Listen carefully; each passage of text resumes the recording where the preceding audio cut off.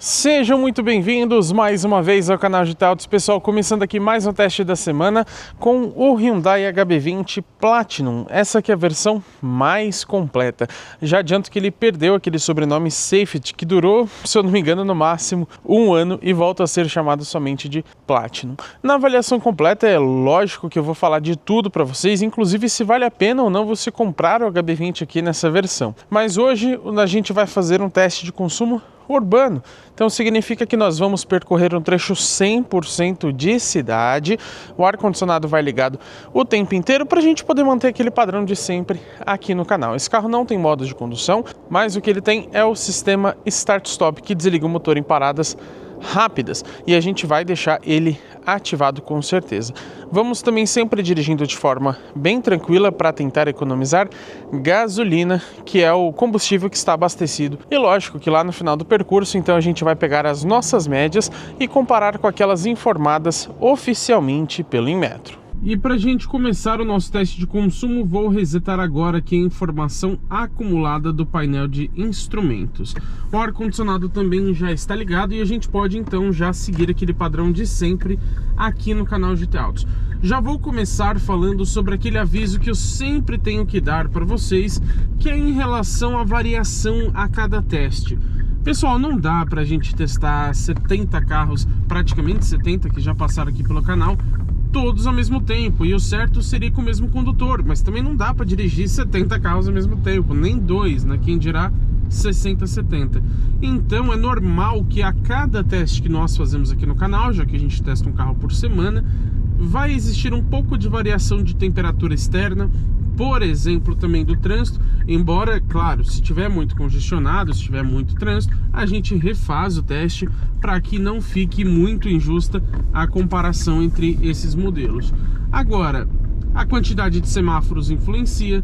Também, por exemplo, um carro que às vezes está saindo de uma garagem faz você frear ou acelerar de um jeito que você não estava planejando. Então tem um pouquinho sim de variação, não tem como. Agora, fazendo esse padrãozinho de sempre aqui no canal, a gente consegue reduzir bastante dessas variações para que essa comparação fique mais justa. Eu gosto sempre de começar os nossos testes aqui no canal falando sobre o conjunto mecânico. Aqui nessa versão Platinum do HB20, daqui a pouco a gente fala sobre os preços, ele utiliza o motor 1.0 TGDI, aquele Turboflex de 3 cilindros em linha, com injeção direta de combustível.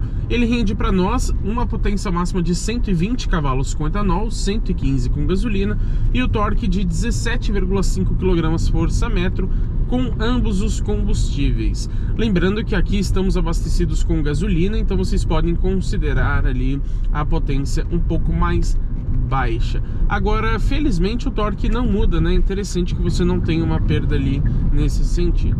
Junto com esse motor 1.0 Turboflex, você tem associado uma transmissão automática convencional com 6 velocidades. E logicamente a tração desse carro é só nas rodas da frente. Agora, quando a gente fala sobre consumo de combustível, tem um ponto que é indispensável a gente citar, que é o peso do carro, porque isso influencia diretamente tanto no consumo quanto até mesmo no desempenho, que a gente mostrou no vídeo de viagem e também vai mostrar na avaliação completa para vocês. Nessa versão Platinum a gente tem aqui um peso de 1.110 quilos. Sinceramente, para um carro com motor 1.0 turbo, câmbio automático, a versão mais completa, que logicamente acaba se tornando mais pesada, eu achei um carro bem leve. A gente tem às vezes carros 1.0 aspirados que ficam próximos a isso. Lógico, um pouco mais leves, o que é natural, mas que não ficam muito distantes. Agora, outro ponto muito importante para a gente citar é o preço do carro. E nessa versão mais completa, que inclusive perdeu o sobrenome Safety, que você tinha anteriormente. Antes, acho que durou na verdade um ano esse nome, mas a Hyundai passou a chamar essa versão de Platinum Safety. E agora na linha 2026 volta a ser somente Platinum. Vai entender a posição dessas montadoras. Mas ela custa hoje R$ 130.590. Não dá para dizer que é um valor baixo, mas na avaliação completa a gente vai, lógico, comparar com os concorrentes e também dizer se esse carro vale a pena ou não por esse preço. Agora quero falar um pouquinho sobre o sistema Start-Stop. A gente vai parar aqui o carro, ó. vocês podem ver que ele desligou a motorização. O legal é que aquela parte ali onde tem uns LEDs no painel, ela praticamente desliga, fica bem fraca também, para que fique mais fácil de você visualizar que o motor desligou. E quando o start-stop está indisponível, seja por bateria fraca ou por uma inclinação muito grande na descida ou subida, né, ele fica aqui um laranjinha, como se você tivesse desligado o sistema aqui do lado esquerdo, no botão de off. Outra coisa legal, ó, o movimento do volante continua com assistência elétrica. Na maioria dos carros ele desativa essa assistência e assim que você mexe um pouco o volante, ele religa a motorização.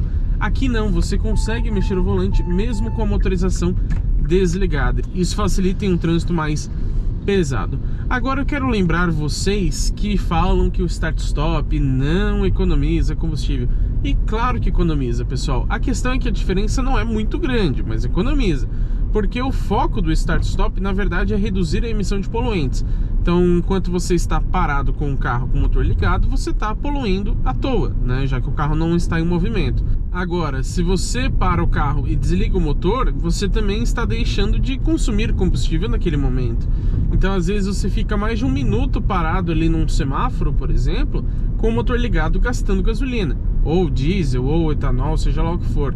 Então sim, faz diferença, inclusive na média de consumo, tá? Em motores maiores, como eles consomem mais, mesmo em marcha lenta, logicamente você vai ter uma mudança de consumo um pouco mais expressiva. Em motores menores aqui, como 1.0 turbo do HB20, a mudança é um pouco mais discreta, mas ela existe ainda assim. Agora, sabe do que eu senti falta aqui no Hyundai HB20? Primeiro, você tem um consumo instantâneo aqui, mas ele fica meio estranho, porque ele não mostra exatamente para você quantos quilômetros por litro você está fazendo ali de forma instantânea. Ele mostra uma barra gráfica, que aí você tem 0, 10, 20 e 30, mas você não tem assim, digamos que uma precisão. Agora, sabe o que eu sinto falta, no mínimo nessa versão Platinum aqui do HB20? Modos de condução. Você não tem, infelizmente, por exemplo, um modo Eco, um modo Comfort, um modo Sport, um modo Individual. E mesmo que não tivesse os modos de condução em si, acho que pelo menos aquela função S da transmissão, que é justamente o Sport, praticamente todo carro tem. Isso é bem comum, até carros com câmbio CVT tem, por mais que não mude muita coisa, e o HB20 aqui não possui. Então acho que fica devendo bastante nesse sentido. Não é algo que vai fazer uma extrema diferença no seu dia a dia, mas lembrando que essa é a versão mais completa, né? E no modo Eco você sente o acelerador menos sensível, então acho que isso seria importante aqui para esse nosso teste de consumo. Já estamos aqui nos aproximando do final do nosso percurso 100% de cidade. Vamos ver se a gente passa aqui sem problemas. Milagre, hein? Ultimamente o pessoal desse bairro aqui tá estranho, viu? Não tá mais fazendo cagada nesse cruzamento. Tô até estranhando. Vamos somente estacionar ali no nosso ponto de sempre, para que a gente possa ver como que ficou o resultado de consumo. Vamos parar aqui com cuidado para não ralar as rodas, obviamente, né? São belas rodas, inclusive. Ó, eu acho que aqui está bom. Reparem que ele já vai até desligar uma motorização. Agora não desligou, só porque eu falei. Mas desliguei aqui manualmente e a gente vai ver então como que ficou o resultado desse nosso teste. Vamos lá, ligando aqui o painel de instrumentos. Na informação acumulada, que foi que a gente resetou lá no início, a gente rodou 9,7 km. Destaco até que dá um pouco menos aqui, porque a maioria dos carros informam ali 10, 10,2. Aqui no HB20 deu um pouco menos, mesmo sendo o trajeto idêntico. Foram 25 minutos. Já faço um elogio aqui, que mesmo com a chave ligada, o tempo do trajeto não fica contando se o motor estiver desligado. Isso é muito bom. Tem muitos carros que ele fica contando à toa. Agora, o problema é que ele infelizmente não mostra a velocidade média aqui pra gente. Porém, o consumo foi de 12,7 km por litro, enquanto o Inmetro diz que na cidade com gasolina ele faz 13,2. Então nossa média foi um pouco inferior, mas não foi assim muito distante. Também ressalto que o nosso teste aqui de consumo tem o ar-condicionado ligado o tempo inteiro e o start-stop também ativado. Mas e aí, o que eu achei dessa média de 12,7 km por litro?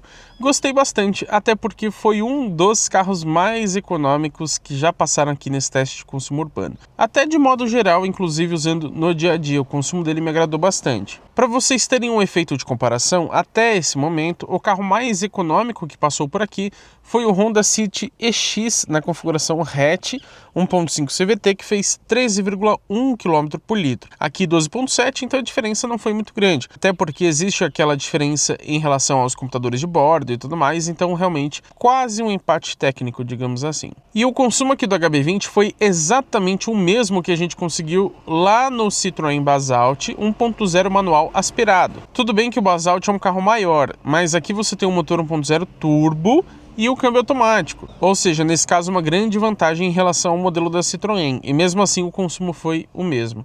Também foi o mesmo da Fiat Strada Ultra 1.0 Turbo CVT, que fez também 12,7 km por litro. Então está ali no top 2 dos carros mais econômicos. No segundo lugar a gente tem um empate, desses três modelos, o Basalt, a Strada e agora o HB20.